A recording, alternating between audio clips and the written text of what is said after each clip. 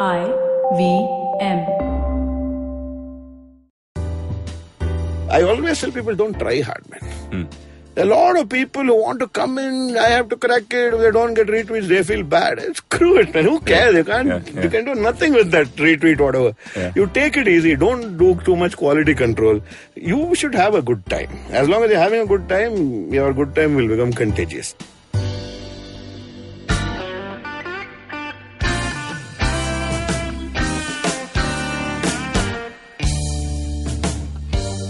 About 6.8 million people read the Hindustan Times across India. This is India's second largest newspaper in circulations. The Hindu is next with roughly about 1.2 million people.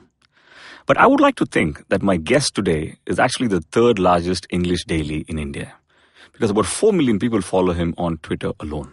If I was Hindustan Times, I'd be really scared. Introducing Ramesh Srivats is tricky as well, as he is many things.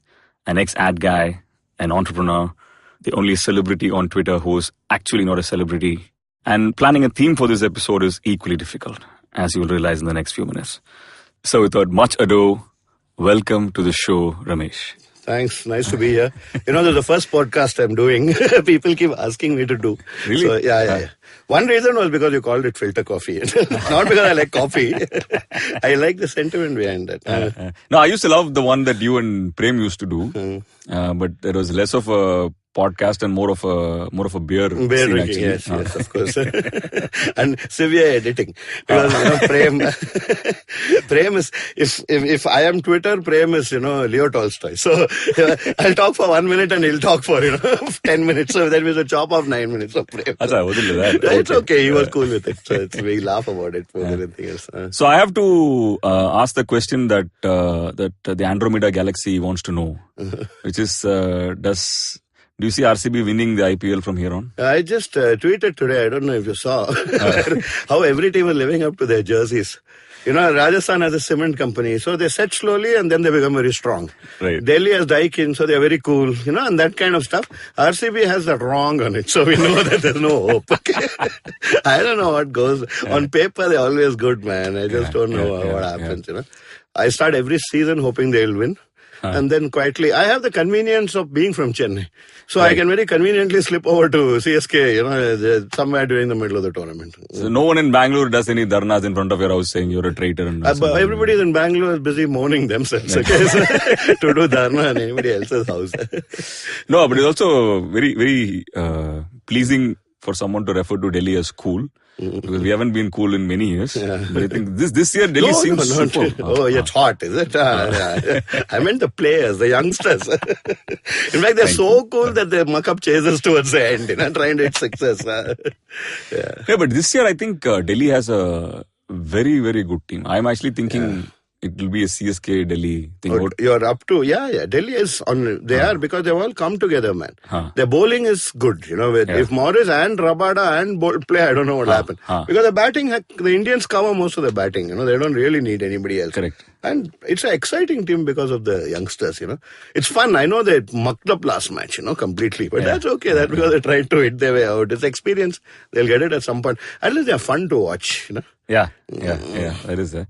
Your expert opinions on the Rajasthan jersey? It's something which you normally chew and spit out. It looks like how those bubble gums used to look when I was a child, before the days of Wrigley's and all. They were exactly this color, that pink color, I know Rajasthan is a pink city, but I'm in Jaipur, but I've been to Jaipur. I assure you it's a different pink. It's a different pink, no? They took that pink and removed some red from it and made it, absolutely a chewed up piece of gum.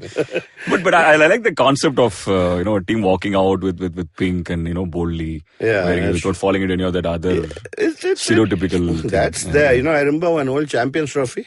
Australia was in England. And that time, England was complete red. Australia was yellow. They changed their shades a bit. Right. It actually looked like you go to a restaurant, you have that mustard and ketchup, right? Identical. It was mustard versus ketchup match was going on, So I wish sometimes they should understand that these poor guys are, human beings. You can't dress them in whatever colors you want. But fair enough, man. Yeah. IPL is like that. It's part of IPL. I'm just getting a sugar rush every time I see a Rajasthan game. Yeah. But, talking of IPL, One thing I wanted to chat with you about was this whole emergence of sports fan communities, right? Like I just, before I thought I'll talk to you about it, I Googled India sports fan communities.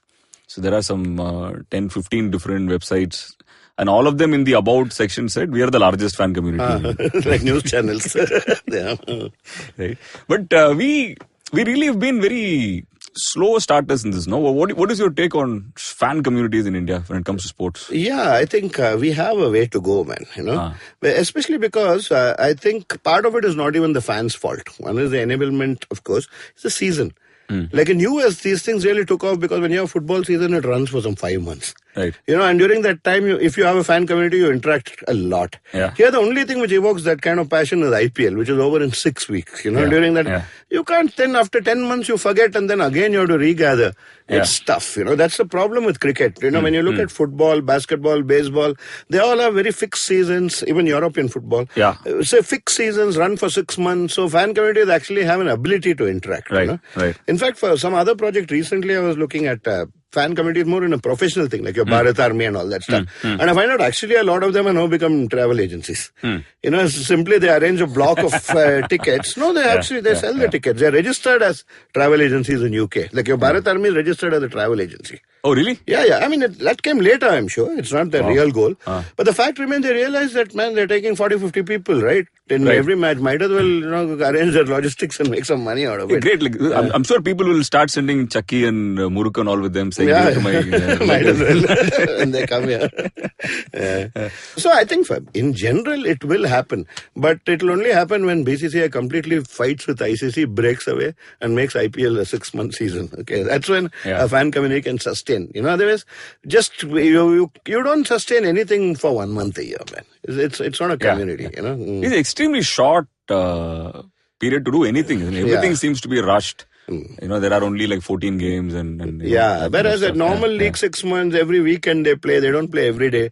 There's a certain, longevity to it, which gets you into the habit. Yeah. IPL is an addiction, but it doesn't become a habit because after 2 months of getting hooked, you have 10 months of, turkeying, man, at the end of it. So you keep recovering from it, so to speak. Yeah. But the other day I was just thinking about this, the whole fantasy leagues in India. And then I remembered, way back in 2000, we actually had the ESPN Super Selector. They were the first. They were the pioneers. Right.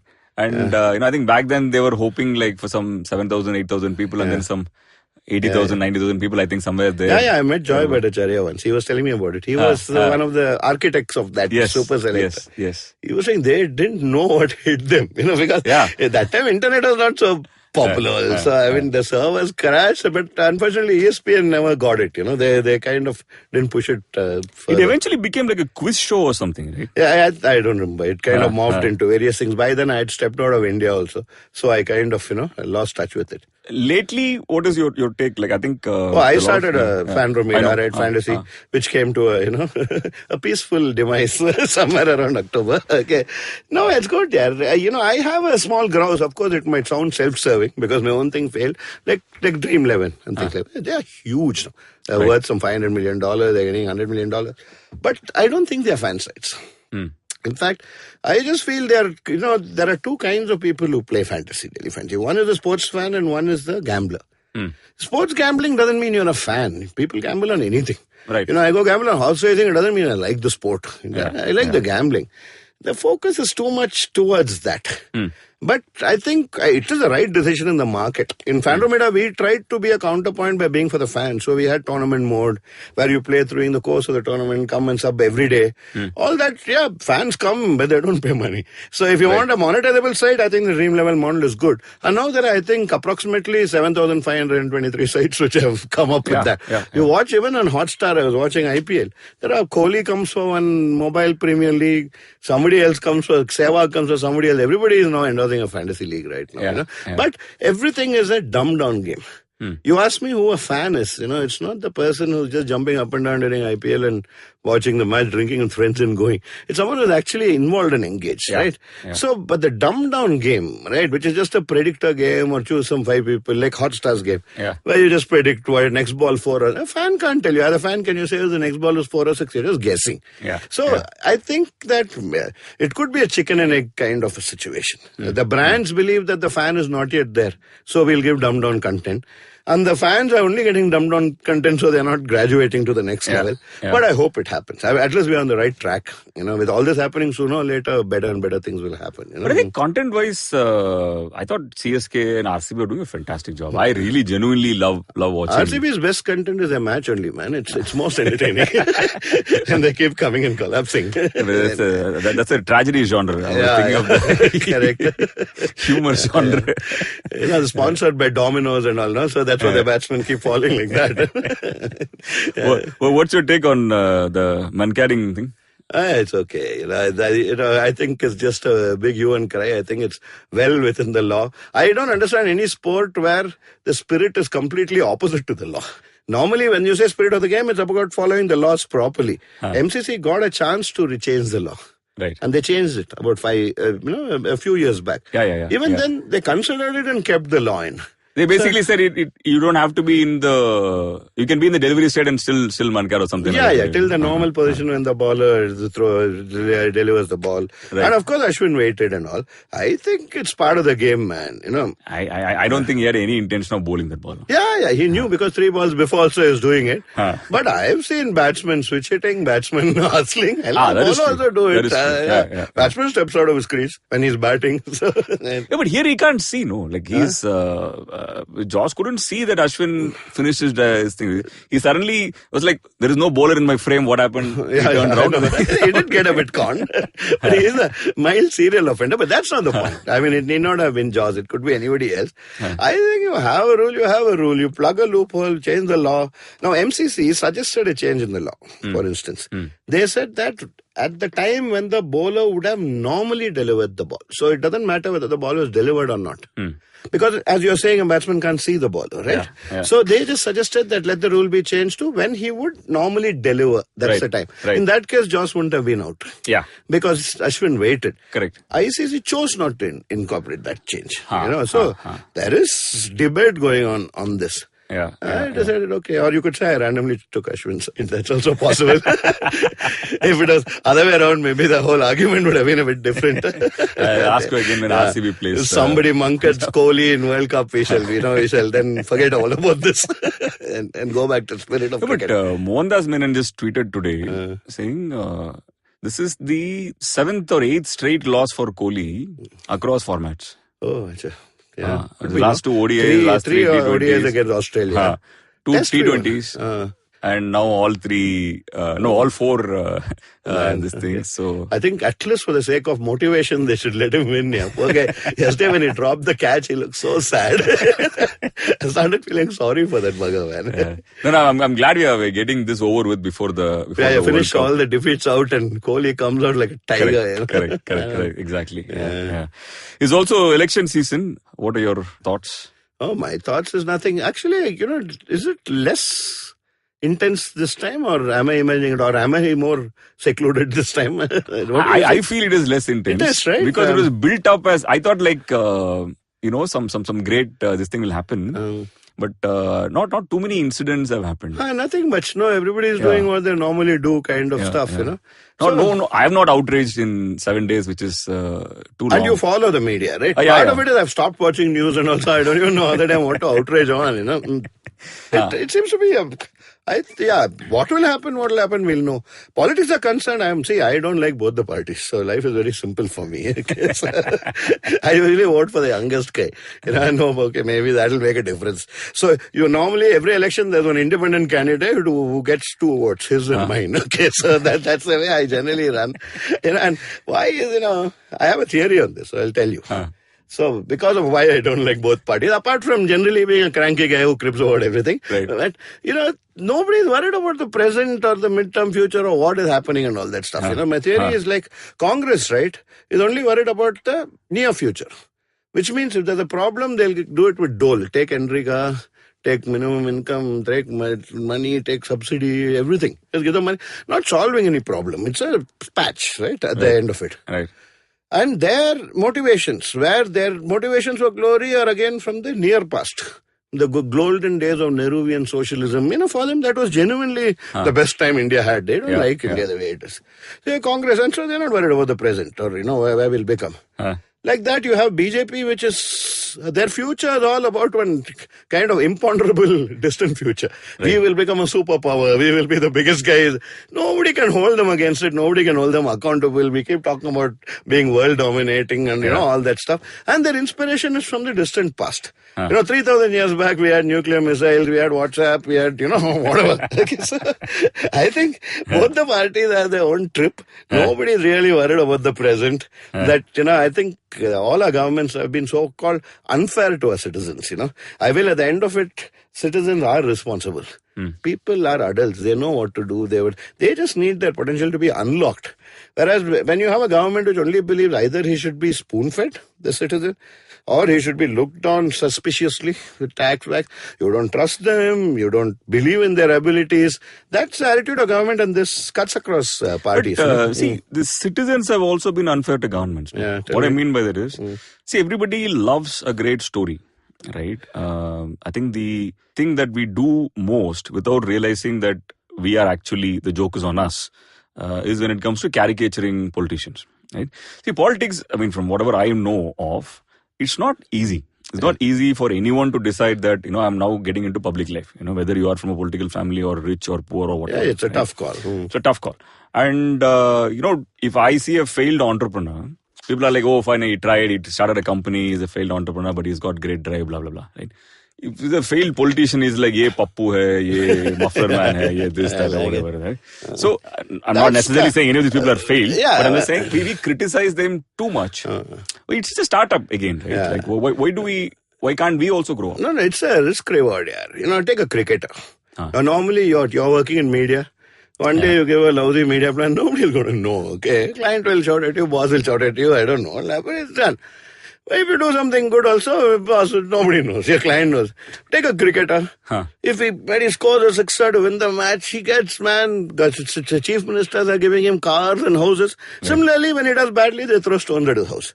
So, in any profession, if the reward is that high, the punishment is also that high. And I think that's the exact norm that politicians works on. When you go into public life, when you you're gunning for a big reward, you're gunning for fame. And the opposite of fame is not anonymity. The opposite of fame is notoriety, right? So when you fail in that, you swing to the other extreme. And I think people go with their eyes open, Let's see what happens to Kamal Hassan. What is your take on that one? I was so happy, which I have nothing to do with this politics. I'm just fan. If I were in his constituency, I'd have voted for him. I know he's not standing in any constituency. I think anything happens to Stalin, he should be acting CM, because I said that one. Not because he'll make a good CM, but he's the best actor. So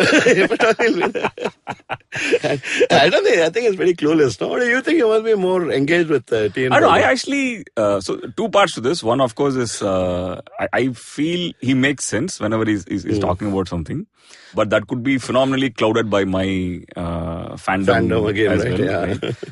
Right? But the other thing is also, I think he has a problem, like his films. Sometimes, he doesn't come through in a very simple manner.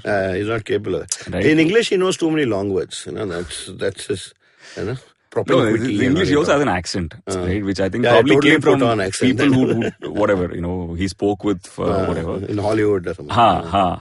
But so when he speaks in English, it sounds more alien than it is intended to be. Right? That is one weakness he has. But otherwise, I feel he actually speaks some sense. I find it very sensible. It resonates with me at least. No, it's good. I feel that this politics should not be a hereditary career. Politics is not something you're born to do. It is a citizen who's taken enough into and now to get actively involved. Instead of sitting on Twitter and caricaturing and criticizing, right?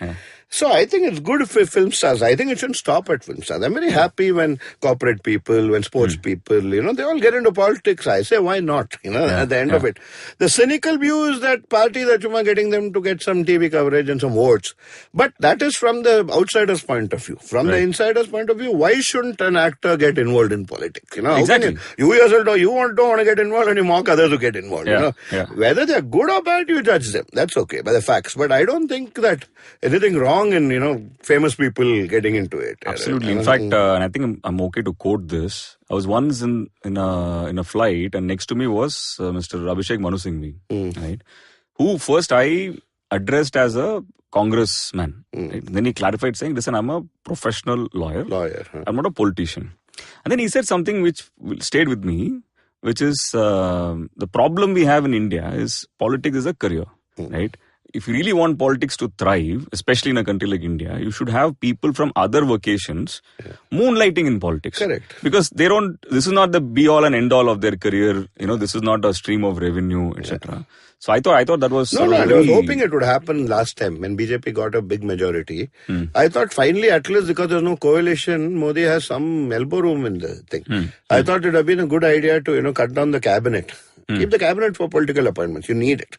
But and have a lot more technocrats. Not just me. It was many people were writing about it. For instance, let Gadkari be the Minister of Transport. But don't have and he's cabinet. But you have ministers of states for railways who could be Sridharan. Airline, who could have been, I don't know, Vijay Mallya, I suppose, with someone from the airline thing. Or the ships get technocrats in, at least as ministers of states, reporting to the cabinet minister. Where I thought that's a good structure and you should get the domain experts into the ministries, We have 72 ministries, man. It will be good to streamline and at least 30-40 of them give it to people who know that field, right? Instead of giving it all to politicians, right? Yeah, no, absolutely. Therein also lies another thing, right? I genuinely feel the country in many ways is run by bureaucrats than by policymakers, right? Because case in point is when Jayalalitha was hospitalized for a year and a half, the government was functioning beautifully. There was nothing stopped, nothing this, because historically Tamil Nadu has always had great bureaucracy also. That's another reason. So somewhere I just don't even know. I think governments do run anyway. Correct. At the end of it, I think that's on mass. The machinery is in place. Maybe it's a good thing. Maybe 5 years we should try it out. Don't have government.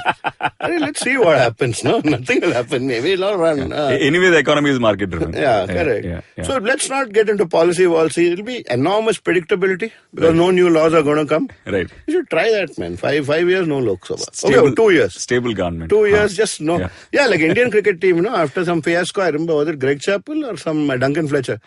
They didn't know what to do. They said, screw it, man, no coach. And they went and they did damn well that time. They had cricket affairs manager. Cool. That's just for Hardik Pandya, I think, cricket affairs. That time they did pretty well, without a coach and all. So it could be worthwhile. Or Man U, which is doing well. I don't follow football. So try it in Group M, no? Go and tell CVL. Moving on. Next question.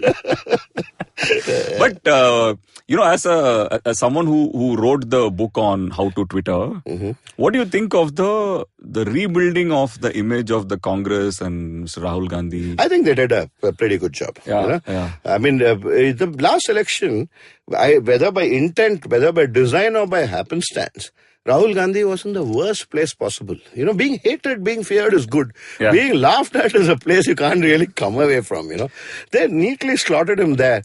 Of late, I think even his speeches in Parliament, even the kind of things he says, Twitter, I don't think he manages his Twitter account, but all said and done, at least to the urban, slightly more educated voter, Congress is coming across well. Right. And Twitter is talking to them. So they can do their other stuff in WhatsApp if they want, right? But I think they've improved over the last 1-2 years for sure. What do you think? There is some transformation there, right? A huge, very palpable change. Even in the Reparty, you can see that there is Yeah, it's there's a funny. lot of thought Yeah, behind it. correct. It is actually funny. Maybe and all IT of that. cell, they just poached a few employees or something. Finally, none of it is these people. It's two IT cells. One is a paid IT cell. One is a huge troop of unpaid voluntary IT cells. Okay, which is one complete We mess. just spoiled the phrase IT cell itself. Yeah, I know, man. Really Both ITs have got a bad name now. Income tax always had. This one also got.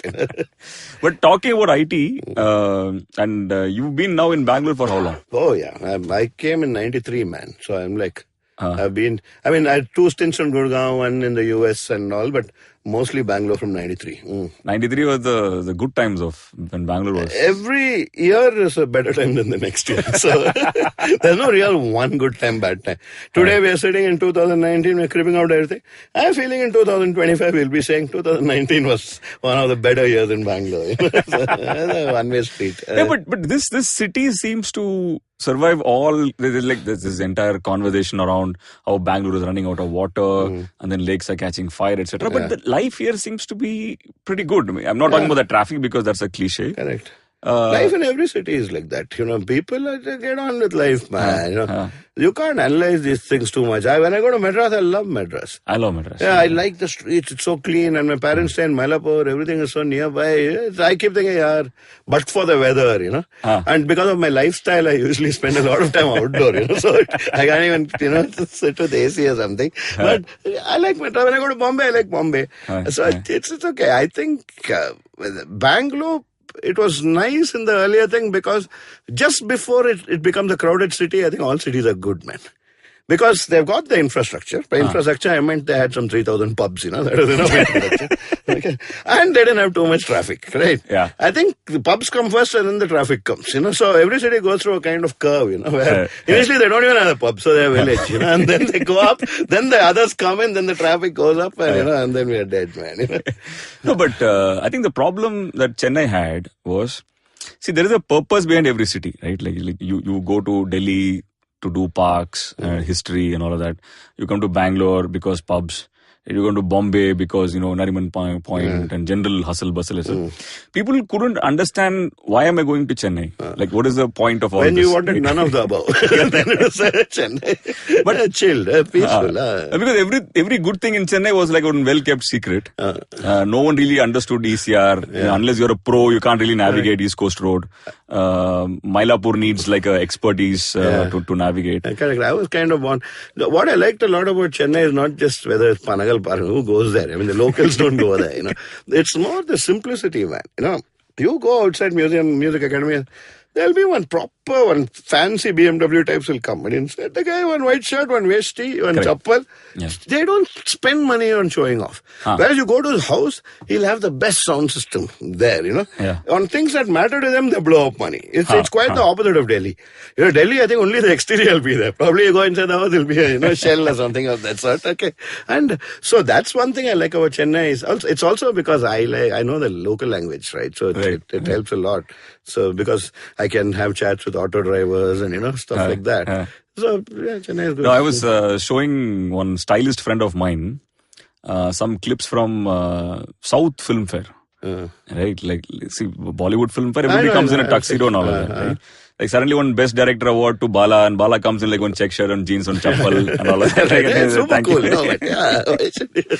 I'm always wondering, like, if someone does this in the Oscars or something, what will happen? Someone should try. Maybe they won't let him in. Oscar will be couriered to you tomorrow. You go like... But talking of Chennai, there's one long-standing peeve I had, especially with the advertising industry. And there is a couple of partner friends of mine who just did this whole parody video on how advertising has always been dumbed down when it comes to South languages, because it's just you mean a national campaign, the South version of it? The South version of it, which gets dubbed, right? It doesn't get remade, it just gets dubbed. Like, for example, Daag Acha Hai sounds different when you translate it. What's it in Tamil? Karai Nalladu or something like that. It just sounds very blah. Right? So, But I know you've been in the industry on either side and all of that. Yeah. You feel like very hurt and all when you see. No, what sort of feel hurt about, man? I mean, the way we look at India, we shouldn't really care, It's like then I should be hurt about Mahmood representing South Indians. It all started there, I guess, certain stereotyping. See, I have seen equal, I don't know what advertising, I'm talking about popular culture. In advertising, the basic point was we didn't know. I remember when I just joined, there was a colder in ad, I think. I was in JWT and they were making... dubbing was happening there. And in that bus stop, one guy sneezes like crazy. Conductor, all coin, wine, everything flies off. I don't know if you remember the ad. And one woman asked him, "Ye kya haal bana rakha hai?" Kuch lete kyun nahi? Kuch lete kyun nahi? That's exactly that one. They were dubbing it in Tamil. And the lines there, I was just going as trainee, I was just going to learn the ropes, so to speak. Eppadi irukke? Yes. How are you? Now, where is how are you? Where is ye kya haal bana rakha? They don't get it. I don't think it's intentional. Okay. So, in terms of advertising there, in terms of popular culture, it doesn't matter, man. I think we should just take a chill pill. I've seen in old Tamil movies also, North Indian means he's a Pathan and his money lent some money and I think everything only talk. Everybody's still. I think the difference is we are unfortunate in that we watch Hindi films. The Hindi guys don't watch Tamil stuff, so they don't know what's They don't even know it exists. Yeah, they don't. So it's not their fault if we go watch there. Still. On that note, we'll take a quick break and be right back on the Filter Coffee podcast. Hello, everybody. Welcome to another awesome week on the IVM Podcast Network. If you are not following us on social media, please make sure you do. We're IVM Podcast on Twitter, Facebook, and Instagram. The IPL's been going full bore this week or for the last couple of weeks. If you podcast around that, we got a couple of suggestions for you. There is a new show that we've launched called What a Player. It's being hosted by Akash Mehta, the host of Vartalab, and Siddharth Dudeja, who is a really funny stand-up comic. Also on Cyrus Says, we've been doing this Wednesday episode called Lanso, Left Arm Not So Orthodox. On that, Cyrus is talking to a variety of different people about what happened the previous week in cricket. And if you want to get a historical perspective on what T20 cricket is and how it's come about, you might want to check out the show we did a couple of years ago called The Cricketwala Chronicles. It's hosted by Ayaz Memon, and in the first season, Ayaz examines how T20 cricket started. And speaking of the action this week, on The Seen and the Unseen, Amit Verma's guest is the economics editor of The Hindu, Pooja Mehra. The two of them talk about how the Indian economy has struggled in the past decade under two separate governments and prime ministers. On Paisa Vaisa, Anupam is joined by Dhaval Kapadia, director, portfolio specialist at Morningstar. They talk about how you can assess your financial goals in the new financial year. On IVM Likes, Abhineet, Zoya, Madhuri and Radhika, the newbies, give out pop culture recommendations and later take you on a nostalgic journey of 90s pop music. Just so you know, the playlist of 90s songs that they recommended, we're going to make those available on our social media. On our Marathi podcast, Golgappa, Tripti is joined by animal whisperer Anand Shinde, who narrates fascinating stories of human-animal interaction and lays emphasis on the preservation of wildlife. On the Filter Coffee podcast, Karthik Nagarajan is joined by media and creative consultant Ramesh Srivats. They talk about cricket, learning JavaScript, and how Ramesh rose to fame on Twitter. And with that, let's get you on with your show. Welcome back. This is the Filter Coffee podcast, and we are with Ramesh Srivats. Ramesh, I wanted to switch gears and go back in some flashback mode. Oh, you want to go to a lower gear, is it? Reverse gear. Okay, got it. Reverse gear. And talk about your journey with Twitter. When did it start? You were 2007 batch or? I got into Twitter on November 19th, the same time when that Bombay terror attacks happened, 2008. I know because I got in on November 19th, December this happened.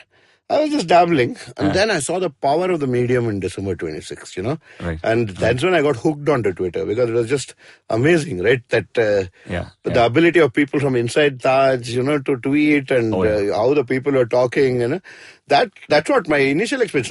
You can't call it a pleasant experience. It was a horrible terror attack, right. But the power of the medium got demonstrated really, really fast to me. How cool is it? And of course, those days it was far more fun. A lot of us, which batch are you? 2009. We still talk about old Twitter and new Twitter. Those days. Hashtag games and, But you were, you also like many other people moved on from a blog to... Yeah. I quit Rediffusion in 2008 beginning. Right, and I just quit. I decided I want to start my own thing, digital, some crap. I decided to sit at home. Then I thought, now that I'm doing digital and all that stuff, let me start a blog. Right. And so I started a blog. I called it the Zeroth Law. Zeroth Law is, there are only two Zeroth laws in this thing. One is the Zeroth Law of thermodynamics, on entropy thing. And the second is Zeroth Law of robotics, which Asimov wrote, in Foundation. A Zeroth Law means you come out with first law, second law, and third law, and then you find something which can't be called fourth law. It's fundamental. Right. So they have to call it Zeroth. It can't be called Star fourth. Wars prequel. Yeah, no, this is not a prequel. This is too fundamental for it to be number 4. This is the basic law, okay? Right. So my idea of a blog was I'll find out many more such fundamental truths of the world and all that stuff. I went to WordPress, created it, sat and thought for about a week. No fundamental truths came. Okay, so I decided, okay, screw it. Let me write whatever I feel like. So I started a blog called Let's Put Da. And the Let's Put Da means put is about an alcohol session, but it's different from a casual alcohol session. Okay. If I put with you, it doesn't mean we're just sitting and watching cricket. It's a purposeful session. No, we are arguing. We are intense sessions. Right. We are fighting. We're arguing. We're laughing. Putting is different from just chuma drinking. Okay. Right. So Let's Put Da. Therefore, I started writing some total crap, and that kind of worked. I used to shamelessly go to Great Bong's blog, Amit Verma's blog, try and peddle my wares, so to speak. But then I wrote some satire on this Ramdas banned smoking, or in indoor places around that time. That bugged me so much. Okay, so I wrote one, funny kind of piece that caught on, and so my blog became quite popular. And what my blog really was just a bunch of PJs strung together, man. You're from Chennai, We grow up on a crazy Mohan kind of culture. Correct. Where wordplay and one-liners are, brought in along with sambar and rasam, we imbibe it in childhood. So my blog post also used to be just a bunch of PJs. And when Twitter came, it suddenly removed the need for me to think of 20 pages to, put together in a blog post. I could give them out one by one, So I got into Twitter because of that and started doing more or less the same thing what I was doing in school, what I was doing in jam, what I was doing in college. Suddenly the medium worked out. And I got a good initial bunch of followers from the blog, right? Because 50,000-60,000 people used to subscribe to my blog. Right. So of them, at least 3,000-4,000 must have moved on to Twitter. That gave me a great start, right? To get followers. Because it's always very difficult to get the initial followers. It's kind of exponential thing. Once you get one, the next one becomes easy. And that's how the journey started, really. No, but back then and even now, what I admire the most is, see, the rest of us were like Venkatesh Prasad.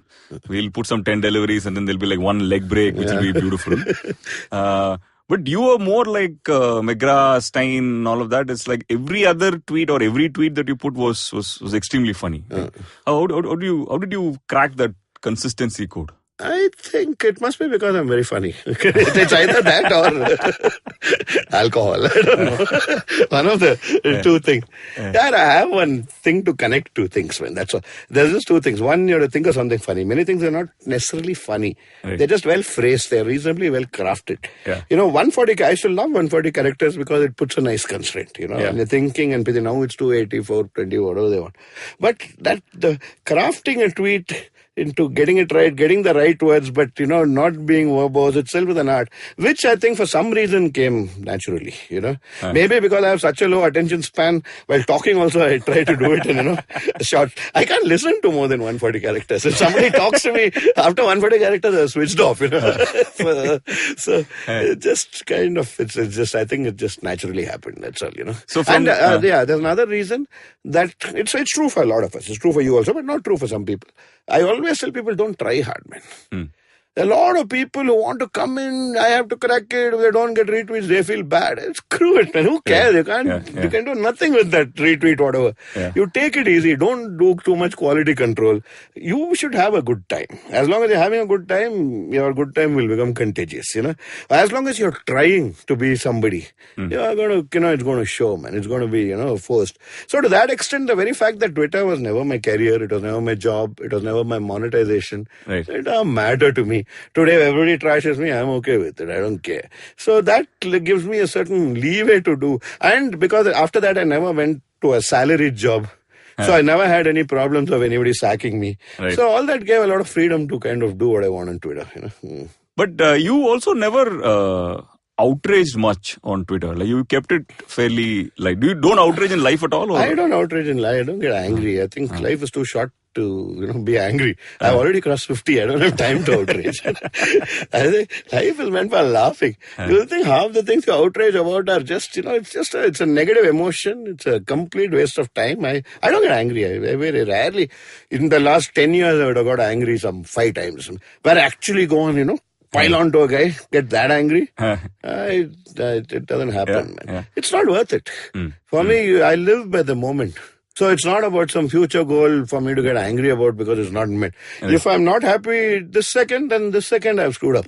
So let me be happy the next second so that I, catch up on my life goal of being happy every second. So, well, how does it help to be angry? Tell me. So, you've also never monetized Twitter. Yeah, not only, brands have offered me money. Not only do I don't monetize, I kind of mildly don't like people who do. Okay.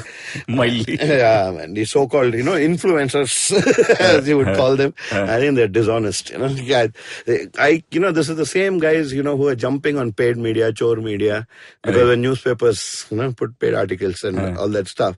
What do you think you're doing in Twitter? You put a disclaimer 10 tweets back, nobody has seen it. Right. And these guys are shamelessly manipulating their followers, Unless you put on every tweet which is promoted, you say, this is a promotion, or Twitter should give you a button saying I got paid for it. Then we can talk about honesty, So I can't stop them from doing it. I can choose not to like them. No, but how is it dishonest? Like, for example, if let's assume we live in a world where there are no paid influencers. Let's say I work for company ABC. And company ABC's product comes out, and I'm obviously, as an employee, I have some loyalty in it. I'm a stakeholder in this organization. I'm going to say something nice. They're also paying salary, right? Yeah. But that's not dishonest, right? It's a question of you as a person doing it. Now, you could tell your friends also try my company's product. It depends on what you're kind of in.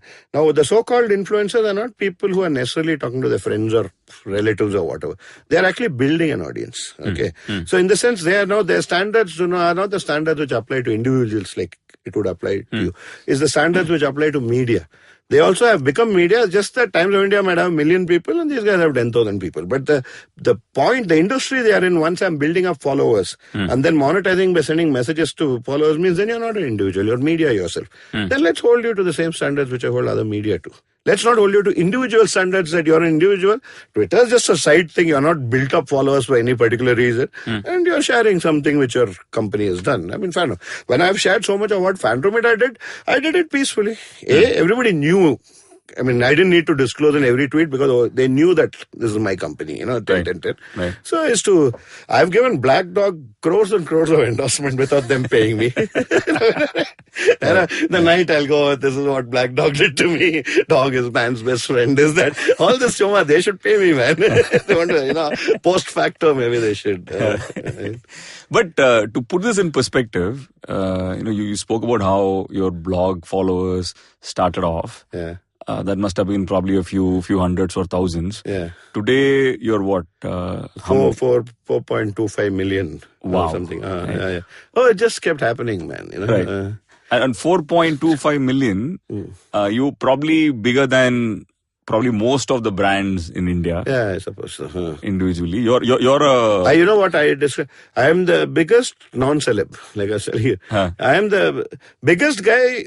I mean, anybody who has more followers than me in India has actually done something in life outside of Twitter. Okay, so they've achieved something. If I must be the guy with the highest followers who's not known at all outside of Twitter. Okay, so that's my claim to fame. I'm the biggest only exclusive. So even a Modi, they would have been known with or without Twitter, man, or SRK, or even everybody else is like that, But you're to put it in perspective, you're more than half of Times of India.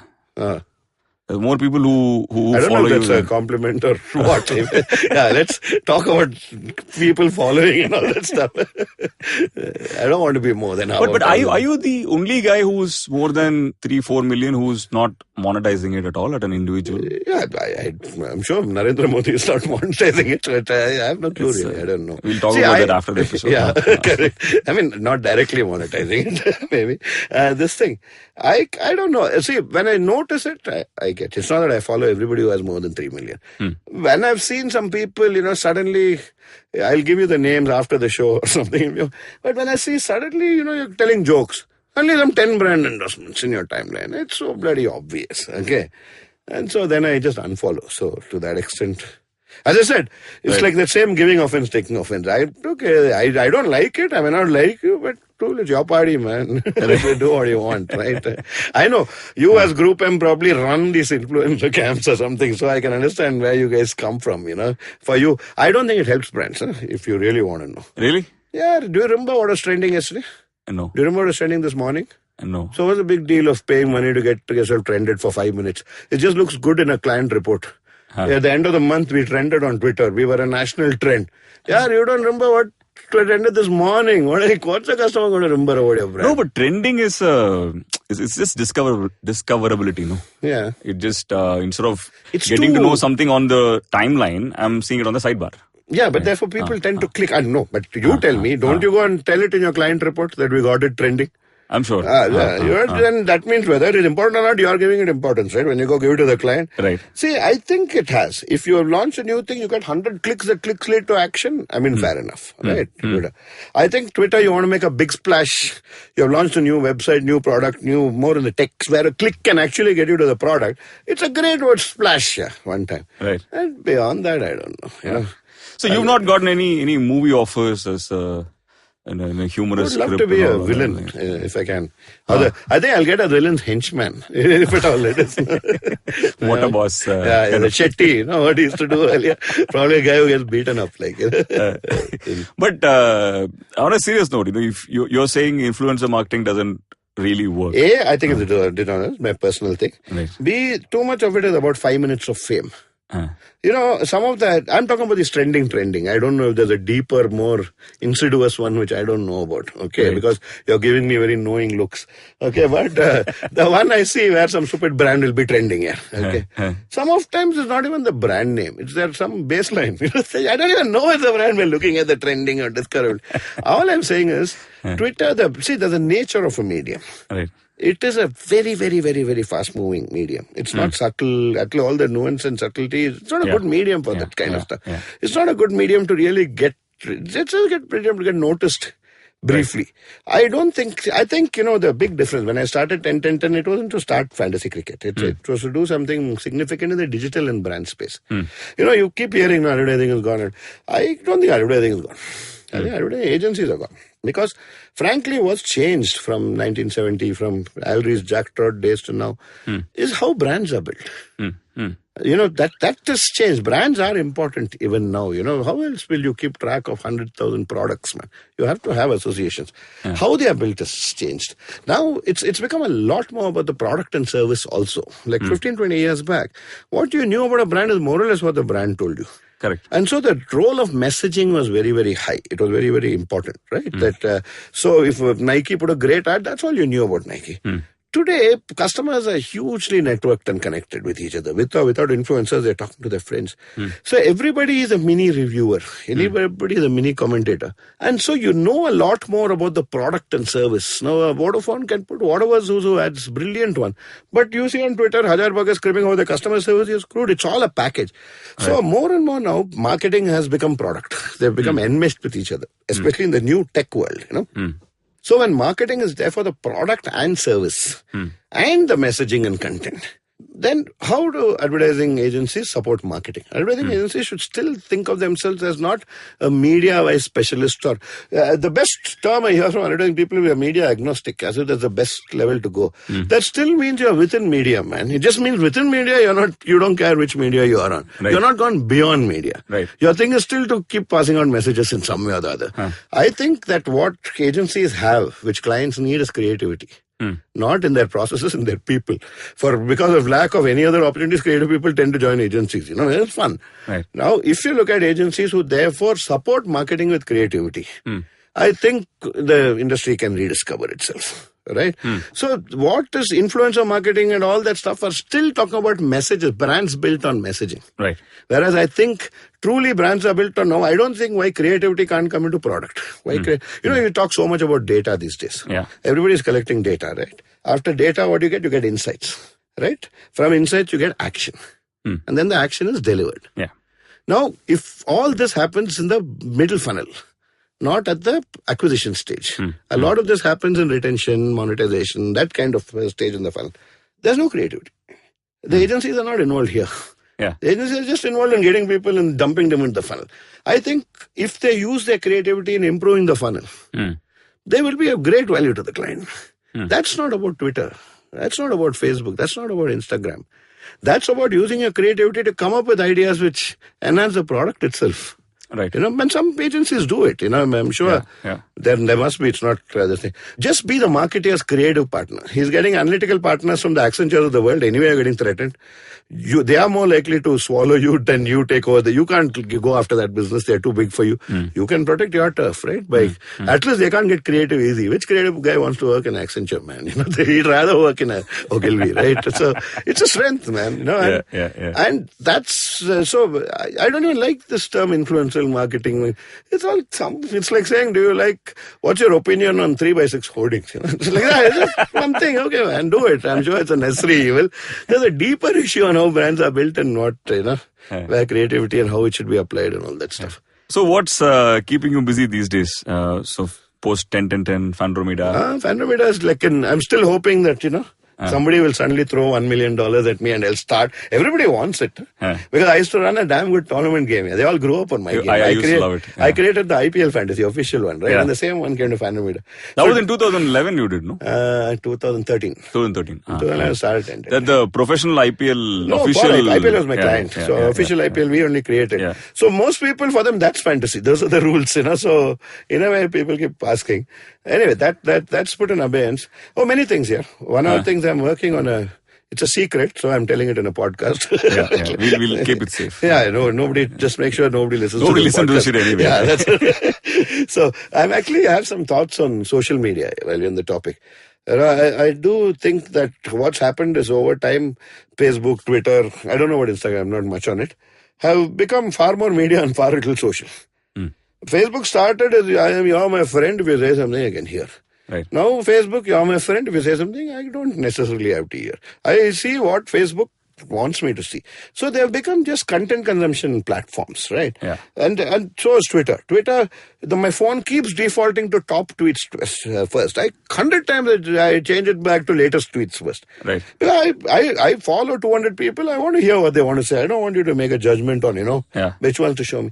So they've all become more media because there's a monetization model. I think therefore there's a need for a social networking app which is more today. I think the mixture between social and content consumption, I think social interactions, one is content sharing and consumption, which is what Twitter, Facebook have now become dominantly. They're not for friendly interactions. WhatsApp is somewhere in the middle. The forwards are more content. But there is, let's meet for a drink also happens. They're somewhere in the middle. They have both. I think there's a lot more untapped area in the interaction part. Where you're actually interacting with people. I think AI has a role to play. I think it's very interesting, and two, I think I'll get investors if I use that word, AI and ML and blockchain and all that stuff. Exactly. So you have to say big data also. Oh yeah, I'll keep that in mind. So I have I have a thought there. So I'm kind of developing a prototype. And by the way, I'm learning tech. So I learned JavaScript. IIT, I studied computer science. It is I didn't go to any class. Passed out at 6.5. So what I didn't do then, I'm paying money and learning it in Udemy. Okay, which after not going to any class in IIT computer science, but it's fun. I've learned JavaScript. I've learned Node. I decided, and I'm consulting for a few companies. Okay, so where I'm doing creative and all that stuff, in UB and all. So one Sunday, actually, morning I wrote some ads and then evening I wrote a JavaScript program. I've got both ends of the spectrum covered. Like I'll be Superman if I do everything in between. Okay, so it's just a trip, man. I like it. So awesome. That's what I'm up to, man. But when you walk into a room with the CMO, what you have on Twitter, the cloud with which you walk into. Do they take you more seriously than they would take a general marketer? I get a lot of, unearned the opinion that I'm good at, content and media and all that stuff, It's like, just because you're a good actor, I mean, you're good at filmmaking, right? There's a feeling, it's okay. Yeah, but if you're a good actor, you're a good leader. We both come from Chennai. So. Of course. You're on your way to becoming a politician. So, they do. The fact is, it opens doors. It was not my intent, but it did happen, So, I mean, nobody's complaining, right, at that end. So, after you rubbished everything that the industry stands for... Yeah, but I did tell you that the industry can stay. I don't think the industry is dead. I think industry, if the Ogilvies and JFTs don't do it, some new guy will do it. That's all. You will do it. Correct. Karthik will start. Okay. Thank you. As you notice, the second time I'm trying to get you sacked. But are there any brands you admire for what they do? Does anyone remotely even close to what you think? I tell you, for me, the brand is closely linked to the product these days. I'm a big fan of Swiggy. Not because their ads happen to be good. Product or the communication? I like the communication also, incidentally. Right. I find it a life-changing service. For me, that's why the Swiggy brand means a lot to me. Every day at lunch, I don't have to think, man. No, I just kind of open Swiggy. So for me, the brand Swiggy is not just its communication. The communication is a bonus. Right. If they didn't have the communication also, I'd have damn pleasant associations with the brand Swiggy. Because of my interactions with them, I like it. It's simple. Of course, they send some 7 SMS to deliver one meal. But apart from that, I am very, very positive. Why do they need advertising? I have great admiration for Google. I don't think they put advertising. I am saying, that's what I'm saying. Brands are needed in your life.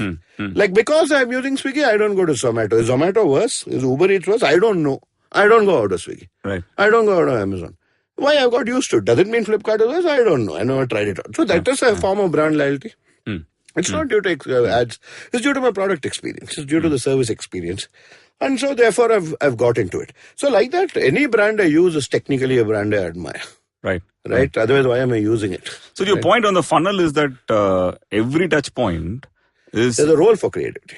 But every touch point is as important as every other touch point, right? Like, so the experience has to be great across touch points. Touch points is one way of looking at it. Okay, because touch points lead you again too much towards the end of the nodes. You're going up to the end, the leaves. Right. I am really talking about the branches and twigs. Right. What makes you do those things? So, like I have acquisition. Acquisition is fine. You'll do advertising, you'll do... Then when you have retention, when you have referral programs and stuff like that. Now, those are very data-led. Today, there's always a linear solution being applied. So that's also a touch point. If a guy sends you a reminder email to renew your life insurance policy, it's a touch point, right? So I don't look at it as touch points. I look at it as programs. Okay, and when these programs come, they are very strongly data-led. They talk to the right people. They hit across the right message because that's also tested online. So everything is tested and, all those are doing very well. But nobody thinks of adding a dose of creativity there. That's become a bit mechanical. I think creativity can create magic there. I'm not saying a brand needs to do or not needs to do. The context I was making was why aren't advertising agencies involved? Yeah. That's also a marketing guy's job, and it's not just about getting people to the top of the funnel, In that context, I was saying that mid-funnel is also important, right? For the marketing, for the CMO. And if it's important for the CMO, why is it not important for the ad agency? You have a lot of data-based led companies who are rather boring people, if you ask me, who are doing that. So they're just not fun enough. It's not, and that shows in the quality of what you call the touch point at the end of it. So I usually end the episode by asking people what they're watching, what they're reading. I know you have no patience for either. I read a lot, man. I would read some 300 books a year type of guy I am. No, I meant movies especially. But what are you reading these days? Oh, lots. I always have multiple stuff. Off late, what I'm currently reading for the second attempt in a book, it's called, I forget what it's called. It's on quantum. Look, I've been trying to understand quantum physics for a long, long time. Right. There's another, recently, I came across a book written by an Indian, I forget what it's called. The name has something to do with Young's double slit only. The Young's double slit experiment. To the light through two holes or something it's called. That is actually one of the best books I've read, which at least I got to 40-50% of the book and I'm still with it. Earlier, otherwise I read on quantum physics, by 10% I'm done with it. It's already gone above my head. So, but the problem is it's super heavy here. So I offset it with reading other things. So shamelessly, let me admit, therefore, right now I'm offsetting by reading a Perry Mason. I have 30-40 Perry Masons, all of which I've read before. I just want to go read it again because I read non-stop. If I'm not on my comp, I'm having my Kindle. So there's always a screen in front of me. So Perry Mason is on. I read like crazy. So probably 10 other books I'll read. So the quantum journey, like for a lot of us in college, it start with the brief history of time and all of that. Like, this is quantum physics here. This entire how when a guy Schrodinger's cat and all that kind of stuff. I don't know how familiar. You're looking quite sapped. Commerce, huh? No, physics, man. Physics, man. The starting guy, You're looking a bit clueless. That's one thing I know. Now the cat is dead. It's been 70 years. It's good. I know this is post, not, I know you ended the podcast or whatever, but let me, I've learned so much more about stuff which I learned in school now, man, because of interest. Somebody should seriously look at the education system. Biology, once I read Dawkins, Selfish Gene, about 5 years back. I fell in love with biology. Then I read some 4 more books by Dawkins and this, that. Geology I read on that tectonic plates and, Pangaea and how what will happen 300 billion years from now. Physics I'm reading quantum. In school, but I never knew these subjects were all this, that there was so much magic in them, I think it's tragic that, and now I'm learning tech. That was college. So I should reverse, work first and do all your education at this 50. Then you'll study properly. No, there was some Seinfeld quote or something like that. I forget. I think George Costanza dialogue or something. Everything should be in the reverse. Because that's a Woody Allen. Of living life in the reverse. Right. Which you finally end up in orgasm and all that stuff. Which is the best way to end. Correct. Go with a bang. No, but the last 3 books I've bought are higher secondary physics textbooks. Oh, achha, like that. Yeah, they're phenomenally interesting now. Oh, right? They are. I'm always fascinated. But what made you go and buy them? So I did some conversation. I realized that I said something which was very fundamentally stupid because I screwed up something about resistance. Okay. Right? So then I thought, what, I should brush up my physics. Then I bought my first higher secondary And book. You actually enjoyed it. I enjoyed it. Dude, I'm telling you, maybe it's the same book. You have changed. Okay. you are now seeking it not to get marks in an exam, but because you actually want to know. It is the same book, same syllabus only. It's not exactly the same book, but this is fascinating. This is my entire toilet reading right now, which is more information than I should give on a podcast. This is entirely podcast. Yeah. Did you listen to podcasts at all? Just once in a while, yeah. I told you, attention span problems. I'll, 1 hour, 2 hours and all is too much for me. But I believe it's really picking up, right? It's becoming a cultural phenomenon. I think it's good. Trust me, when I've heard it, I've never felt bored. That 1 hour just goes by, whether I'm commuting. I find it very difficult to do. I would love to be able to do parallel processing with podcasts, but that I find difficult. Because the stuff I hear is usually you got to, listen to them. There's one guy who interviews all these startup guys, the guy who started Instagram and this thing. Guy Raz. So some guy who started Instagram. I found it fascinating. But unfortunately, it's not like music that I can do something else. It's actually I had a great full time. Then that 1 or 2 hours starts mattering. How much time you're putting in it. Funny you should say this. Because in the exact same studio, I just recently spoke to a beast of troll, Karthik. And he was saying that he now runs while listening to podcasts. That could help. Because then that's physical activity, Which is your area of expertise. That's what. I don't. If I did any physical activity, I think I'll do a podcast with it. So currently in my life, there's all the time it's mental activity. So I don't have the band space. But when I've heard, that's what I'm saying. Right. Moment I've heard, there's a guy in my office, A.B. Van Ashoka, he started the podcast. Then I had some cricket thing they were doing. Normally they do about movies, not cricket. Okay. Right. But one cricket review of the Australian series, 1.5 hours. It's quite engrossing. So I think it's good. It's just that it's again when your commitment problems are there. To get into it, then you can't two-time it also. So we want to end with your fantasy prediction for IPL 2019. Fantasy prediction means fantasy sports or? I just threw the word fantasy in. Just like that. What do you prediction? We should have done this when I was running for Anubha, man. At least I'd have got some, mileage out of it. Prediction. I want... RCB I've kind of given up. Okay, gone. CSK is a powerhouse. Let's say I would be very happy if Delhi wins. Right. Because of the youngsters. And I would be happy if they win this time. What about you? I've now been living in Delhi for 8 years, and for the first time, I feel like really rooting for the home team. I think CSK will anyways make it to the semi-finals. I don't think they would never made it, not made it at all. Yeah. So it'll be good to have a new champion. I think that'll be interesting. Yeah, I mean, 6 teams have already won, dude? So only Delhi and Bangalore. No, Punjab has also not won, right? How many teams have won? Punjab has never won. Gilly won when he was in Deccan. DC, Deccan Chargers. Punjab has never won, Bangalore has never won, Delhi has never won.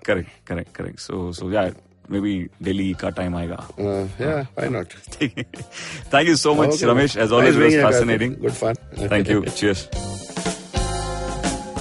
So that was our show. If you like this podcast, don't forget to check out other interesting podcasts on the IVM network. You can listen to us on the IVM Podcast app or ivmpodcasts.com. You can also follow us on our social media. We are at IVM Podcasts on Twitter and Instagram.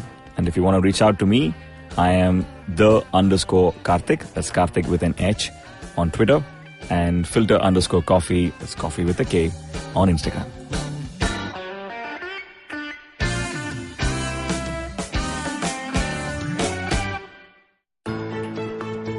How aware do you think you are of your laws and rights? Do you look up to laws when you are caught up in situations? Do you know what your rights are when you're stuck somewhere bad? Well, here's a show that can help you move an inch closer to being aware of what your rights are. Tune into Know Your Qanoon with me, Amber Rana. This is a podcast meant to answer all your law-related queries. Catch Know Your Qanoon every week on the IVM website or the app or anywhere you get your podcast from. Hi, my name is Anubha Gupta. I'm B50 on Twitter. I am the host of Paisa Vaisa, the show that talks money. On my show, I speak to experts from every field of money and finance. From stock markets, equities, debt funds, credit cards, life insurance, every possible area of money and finance that you can think of. We even did an episode on cryptocurrency. I've got fantastic guests from mutual funds to personal finance experts everywhere. Robo-advisory, startups, just name it, we've got it. At Paisa Vaisa, we help you make smart decisions about money. You work hard for money. Now make your money work hard for you. New episodes out every Monday, and you can listen to my show on the IVM Podcast app or any other podcasting app that you have. Paisa Vaisa is brought to you by Paytm Money.